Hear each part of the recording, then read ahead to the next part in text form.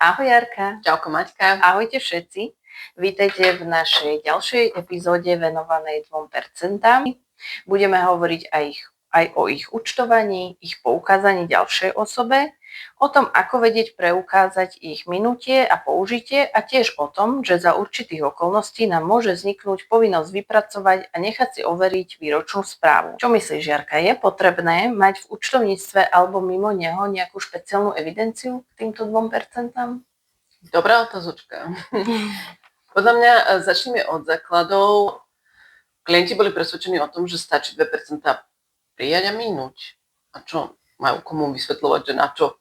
Každopádne treba mať pekne zatriedený každý jeden doklad, ktorý sa naozaj viaže k použitiu 2%, pretože musíme vedieť naozaj vyreportovať a v prípade kontroly aj preukázať, že áno, tieto všetky doklady sa týkajú použitia 2%. Rovnako sme hovorili v predchádzajúcom dieli, že to môže byť tá motanica, že jeden rok dostaneme 2% a už ich môžeme míňať, ale zároveň máme ešte nejaké prenesené z toho predchádzajúceho roku. Sú to verejné prostriedky, môžu byť kontrolované a neodporúčame potom silno začať hapkať v rámci toho účtovníctva.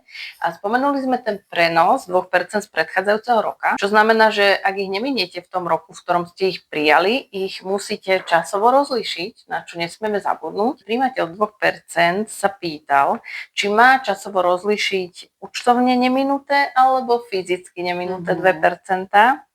A to teda hlavne v rámci podvojného účtovníctva, že či rozlišovať zaúčtované náklady alebo naozaj fyzicky minuté tie náklady.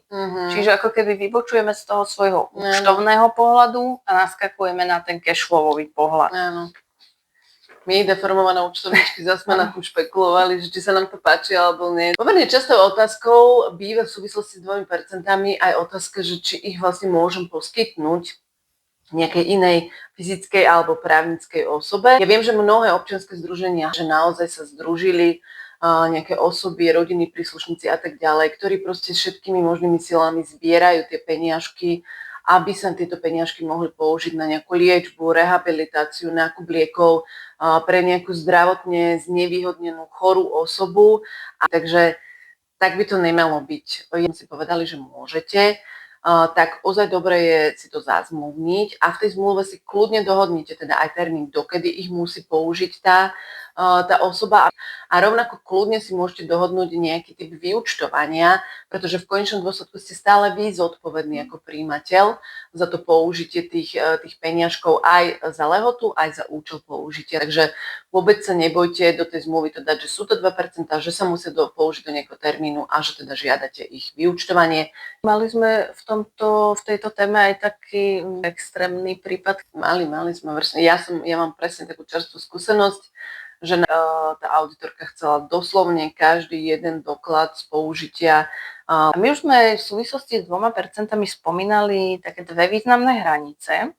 Nespomenuli sme ale ešte jednu takú magickú hranicu, čo sa týka 2%, a to je hranica 33 000 eur. Panika, blikačky, červené svetielko.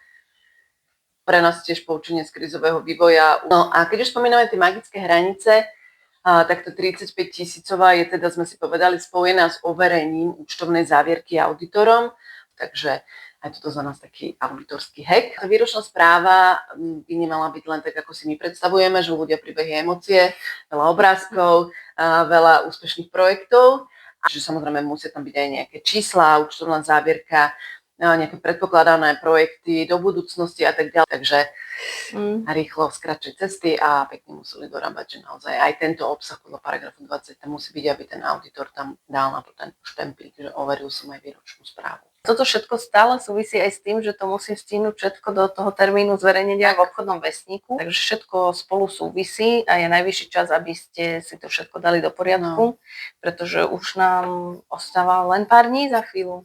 A už teraz vás môžeme namotať na ďalší diel a budeme sa venovať darom. Pozrime sa na peňažné, nepeňažné, možno aj nejaké danajské dary. Niekedy veru môžu byť dary aj danajské dary, presne. A tak. Či musí byť zmluva, či aj účelový dar je ešte stále darom. Na záver mi dovolte sa vám opäť úprimne zo srdca poďakovať, že nás sledujete, podporujete, posielate nám vaše podnety, vaše otázky. Zostaňte s nami aj naďalej a budeme spolu Bez risku, v nezisku.